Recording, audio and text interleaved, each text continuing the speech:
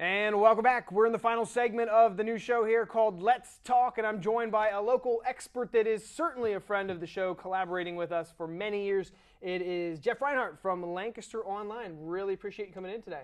Glad to be here, Chad. Congrats on the new show. Thank you. And I'm happy to be here. Let's talk. Yeah, we've certainly. Yeah, nice. This is the segment that I like to call "We Need to Talk." Okay. It's a little variation on this show title there, but I know how you like football season. Obviously, that's why I wanted to have you come in. We're a couple weeks in, and I just want to kind of get an early look at potential LL Player of the Year candidates. That's a great honor at the end of the season we'd like to talk about, but I'd like to get a little sneak peek early on here. Well, the best kid stat-wise so far that has really jumped off the page has been Jose Barbone from Conestoga Valley, the senior. He's been electric. He's been as advertised. 2 games, and he's been phenomenal. And I mentioned this a couple of times here early on with you guys. Has 5 offers already in his back pocket, mostly from FBS, FCS schools, not FBS schools. But he was at Penn State's camp this summer, ran a 4.340 and a pair of 4.440s in front of Coach Franklin. So he's kind of on Penn State's radar. Penn State has not offered, but if he keeps doing what he's doing, I think all it's going to take is one D1 offer, and then his mailbox might be flooded. He's been fantastic.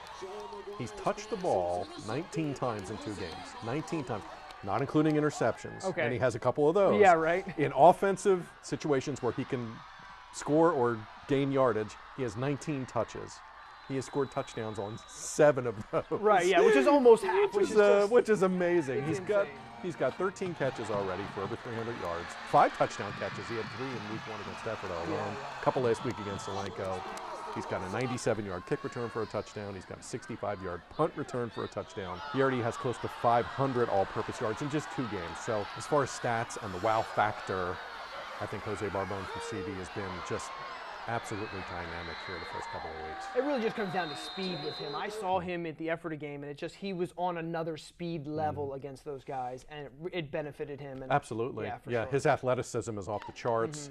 In the spring, he's a sprint champ in the LL. Right. Not a total track guy, but I want to say he's like the 100 champ, 200 champ. I'm pretty sure it's 100, 200, and he's the long jump champ as well. Yeah, so. He's off the charts athletically. I'd love to see him get some D1 offers. That'd be great, feather in his cap. And like I said, if he gets 1, he'll get a bunch. Right. So who else do you think other than him? Obviously, it needs to be more than just a one-guy Sure. race. Tyler Flick is off to a great start for Manheim Central, LL's rushing leader heading into week 3. 444 rushing yards and 4 touchdowns already. Went for 270 in that crazy Warwick game. He was great, which also speaks to Manheim Central's line. And they're always good there because Coach Hahn, those are his guys. So obviously those guys are firing and playing really well. So I think Tyler Flick can really bounce, get outside, run off tackle, and make plays. So he could be, he's looking at a big season, knock on wood, stays healthy. He's been great. Iggy Reynoso, also from Wilson, was a kid we talked about in the preseason. He should be a 1,000-yard kid. He had 4 touchdowns last week against Springford. Oh, wow. 2 runs, 2 catches. Not a lot of rushing yards yet. They lost in week 1 to Governor Mifflin, don't forget. But he's getting to the end zone and scoring. He'll be fine, and Wilson will be just fine. I like Iggy Reynoso a lot. Brandon Brubaker from Cocalico, great 2-way player. One of the best fullbacks in the league, no doubt. He's terrific. And keep an eye on Cade Robinson from Etown. Cool. All right, yeah. So that is just a quick look at that. But then we will move on to something that I've kind of enjoyed keeping an eye on. When I had Brian on the show the other day, we talked about it. It's the power rankings, and I know it's hard to compare Section 1, Section 2, Section 3, but just want to kind of find the best 5 overall teams in the LL League. And I'm pretty sure your list is going to be different than his because he had not had the luxury of seeing a game yet. Sure, and this is just by games played, not by, well, let's just put Wilson number 1 because they were in the state semifinals last year. I think Manheim Township you got to put right up there. They're off to a great start.